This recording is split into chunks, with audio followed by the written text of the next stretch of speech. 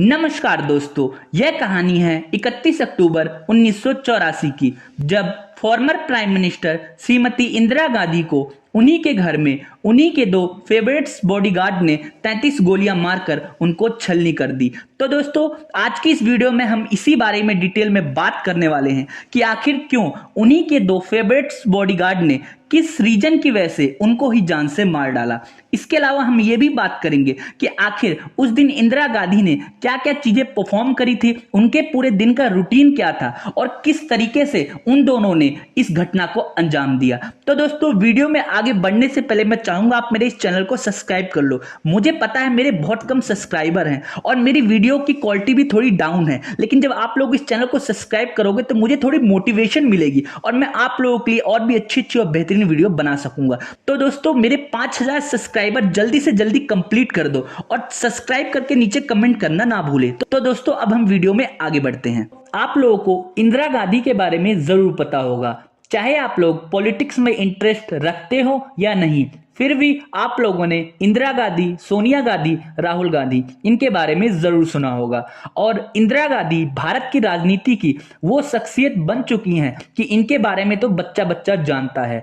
तो दोस्तों, इंदिरा गांधी भारत की राजनीति में 4 बार से ज्यादा प्राइम मिनिस्टर बन चुकी हैं। इसके अलावा ये 5वीं बार भी प्राइम मिनिस्टर बन जाती, लेकिन चुनाव से पहले ही 31 अक्टूबर 1984 के दिन इनकी हत्या कर दी गई। तो दोस्तों, अब हम बात करते हैं कि आखिर 31 अक्टूबर 1984 के दिन ऐसा क्या हुआ कि इनको उन्हीं के ही बॉडीगार्ड्स ने मार गिराया। तो दोस्तों, 30 अक्टूबर के दिन ये दिल्ली पहुंचती हैं क्योंकि चुनाव आने वाले थे और चुनाव के सिलसिले में ये इधर से उधर रैलियां कर रही थी। और इसके अलावा इनके साथ एक ब्रिटिश पत्रकार भी था जो कि एक डॉक्यूमेंट्री इनके ऊपर शूट कर रहा था। तो इस वजह से वो ब्रिटिश पत्रकार इंदिरा गांधी के साथ हर जगह जा रहा था। और तो दोस्तों, 30 अक्टूबर 1984 के दिन श्रीमती इंदिरा गांधी अपनी चुनावी रैली खत्म करके 31 अक्टूबर 1984 के दिन दिल्ली में अपने पीएम आवास स्थान पे पहुंच जाती हैं।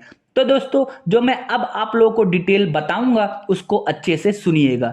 तो दोस्तों, दिल्ली में पीएम आवास एक सफदरजंग रोड पे उस टाइम हुआ करता था और एक सफदरजंग रोड पे कई सारे बंगले थे।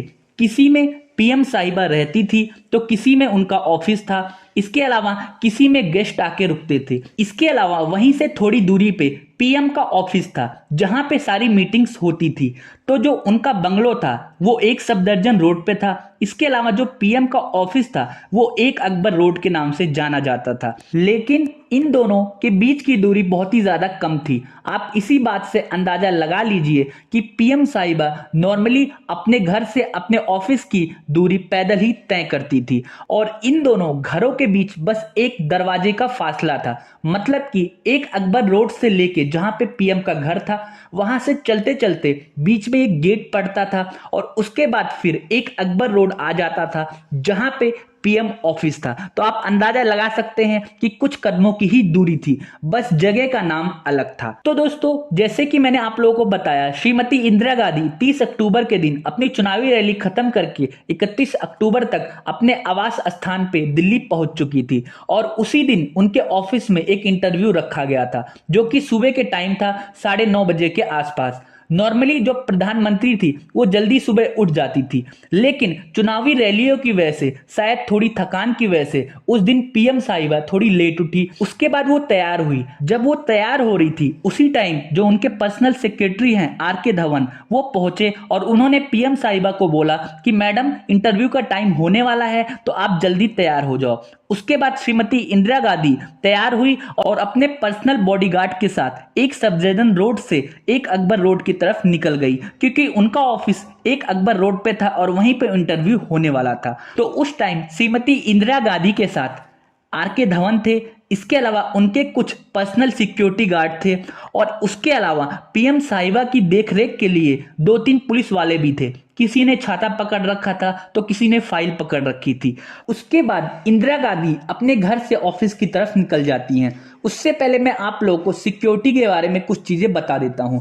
नॉर्मली जब पीएम साहिबा अपने घर से या कहीं भी जाती आती हैं तो एक बुलेट प्रूफ जैकेट जरूर पहनती हैं, लेकिन उस दिन उनको पास में ही जाना था तो इसलिए उन्होंने बुलेट प्रूफ जैकेट भी नहीं पहनी।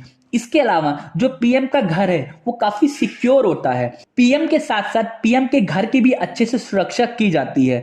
तो पीएम के घर में कई लेयर्स की सिक्योरिटी होती है। जैसे कि मैंने आप लोगों को बताया कि पीएम के घर से लेके ऑफिस के रास्ते में सिर्फ एक गेट आता है, एक मेन गेट। तो दोस्तों उस गेट पे भी दो सुरक्षाकर्मी तैनात थे। पहले सुरक्षाकर्मी का नाम था बीएन सिंह और दूसरे सुरक्षाकर्मी का नाम था सतवंत सिंह। तो दोस्तों जो बीएन सिंह था वो पीएम साहिबा का सबसे फेवरेट और सबसे भरोसेमंद सिक्योरिटी ऑफिसर था। इसके अलावा बीएन सिंह कई बार पीएम साहिबा के साथ विदेशी दौरे पे भी जा चुका था पीएम की सुरक्षा के लिए, और 10 सालों से पीएम साहिबा की सुरक्षा कर रहा था। तो आप समझ सकते हैं बीएम सिंह कितना पुराना था। इसके अलावा जो सतवंत सिंह था वो 5 से 6 महीने पहले ही पीएम की सुरक्षा में आया हुआ था।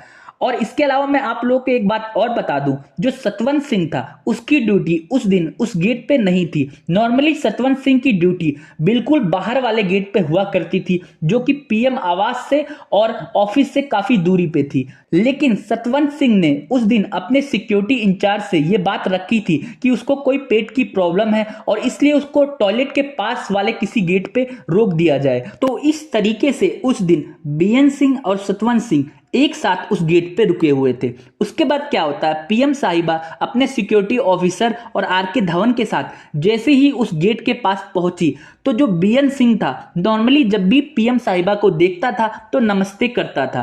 तो उस दिन भी ऐसे ही हुआ। जैसे ही पीएम साहिबा और बीएम सिंह ने एक दूसरे को देखा तो पीएम साहिबा ने नॉर्मली अपने हाथ जोड़ लिए, क्योंकि उनको उम्मीद थी कि बीएन सिंह अब नमस्ते करेगा। लेकिन बीएम सिंह ने नमस्ते करने की बजाय अपने पास से एक पिस्टल निकाली और श्रीमती इंदिरा गांधी के ऊपर 3 गोलियां चला दी। पहली गोली तो सीएम साहिबा के छाती में जाके लगी और दूसरी गोली उनके पेट में और तीसरी गोली भी उनके पेट में लगी। और उसके बाद तुरंत पीएम साहिबा जमीन पे गिर गई और उन्होंने बोला कि ये क्या कर रहे हो। जैसे ही सिक्योरिटी ऑफिसर्स कुछ समझ पाते तुरंत सतवंत सिंह ने भी अपनी गन निकाली और 27 की 27 गोलियां पीएम साहिबा के ऊपर चला दी। बिना रुके सतवंत सिंह गोलियां चलाता रहा जब तक कि 27 की 27 गोलियां पीएम साहिबा को नहीं लग गई। उसके बाद जैसे ही इन दोनों की गोलियां खत्म होती है, ये दोनों अपने पिस्टल को नीचे रखते हैं और हाथ ऊपर करके बोलते हैं कि हमें जो करना था हमने कर लिया, अब तुम्हें जो करना हो तुम कर लो। उसके बाद तुरंत सिक्योरिटी ऑफिसर उन दोनों को पकड़ लेते हैं। उसके बाद क्या होता है, पीएम साहिबा के सिक्योरिटी ऑफिसर्स के अलावा जो आसपास जो गार्ड होते हैं, जो पुलिस वाले होते हैं, सारे लोग गोलियों की आवाज सुन के पीएम साहिबा की तरफ भागे। तो दोस्तों उस दिन पीएम साहिबा के घर में कोई नहीं था, सिर्फ सोनिया गांधी थी। इसके अलावा राहुल गांधी और प्रियंका गांधी वो भी स्कूल गए हुए थे। और इसके अलावा इंदिरा गांधी के जो बेटे राजीव गांधी थे वो चुनावी रैली की वजह से बाहर गए हुए थे। तो सिर्फ घर में सोनिया गांधी थी और जो कि उस टाइम कुछ काम कर रही थी। और गोलियों की आवाज सुन के सोनिया गांधी भी बाहर की तरफ भगी भगी आई और इसके अलावा कुछ सुरक्षा कर्मी भी आए। और जब उन्होंने इंदिरा गांधी को नीचे जमीन पे पड़े हुए देखा तो उनके मुंह से चीख निकल गई कि ये किसने किया, क्यों किया। उसके बाद क्या होता है, जो आरके धवन होते हैं वो एम्बुलेंस को कॉल करते हैं। लेकिन उस दिन पीएम आवास में एक भी एम्बुलेंस गाड़ी नहीं थी। नॉर्मली पीएम आवास में एक एम्बुलेंस गाड़ी होती है, लेकिन उस दिन एक भी गाड़ी नहीं थी। उसके बाद इंदिरा गांधी को सोनिया गांधी और आरके धवन उठाते हैं और अपने पर्सनल गाड़ी में उठा के एम्स हॉस्पिटल की तरफ ले जाते हैं। उससे पहले ही एम्स हॉस्पिटल के जो डॉक्टर्स होते हैं उनको सूचित कर दिया गया था कि पीएम साहिबा के साथ ऐसा ऐसा हो गया है और आप लोग पूरी तैयारी करके रखो। और पीएम साहिबा 5 से 10 मिनट के अंदर एम्स हॉस्पिटल पहुंच गई। उसके बाद पीएम साहिबा को तुरंत कार से निकाला जाता है, एक स्ट्रेचर पे लिटाया जाता है और तुरंत उनको ऑपरेशन थिएटर की तरफ ले जाया जाता है। 12 डॉक्टरों की टीम उनके ऑपरेशन की तैयारी में जुट जाती है। उसके बाद क्या होता है, उनका ऑपरेशन शुरू किया जाता है। जैसे ही डॉक्टर लोग इंदिरा गांधी को देखते हैं वो चौंक जाते हैं, क्योंकि उनकी पूरी बॉडी में गोलियां ही गोलियां लगी हुई थी। टोटल 30 गोलियां लगी हुई थी। तो आप समझ सकते हैं कि कितना मुश्किल था उनको बचाना। और जब डॉक्टरों ने अच्छे से एग्जामिन की तो पता चला एक गोली उनके दिल में जाके लगी है। उसके बाद इंदिरा गांधी को टोटल 84 बोतलें खून की चढ़ाई गई और इसके अलावा उनको लाइफ सपोर्ट सिस्टम पे भी रखा गया।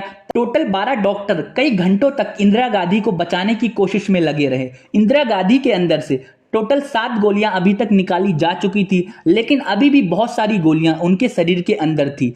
डॉक्टर्स लोग काफी प्रयास कर रहे थे, लेकिन डॉक्टरों को भी कहीं ना कहीं पता चल गया था कि इनको बचाना अब मुश्किल है। के बाद क्या होता है, जितने भी कांग्रेस के बड़े नेता थे वो हॉस्पिटल पहुंच चुके थे, और उधर दूसरी तरफ राजीव गांधी को भी सूचित कर दिया गया था कि आपकी माता के साथ ऐसा ऐसा हो गया है।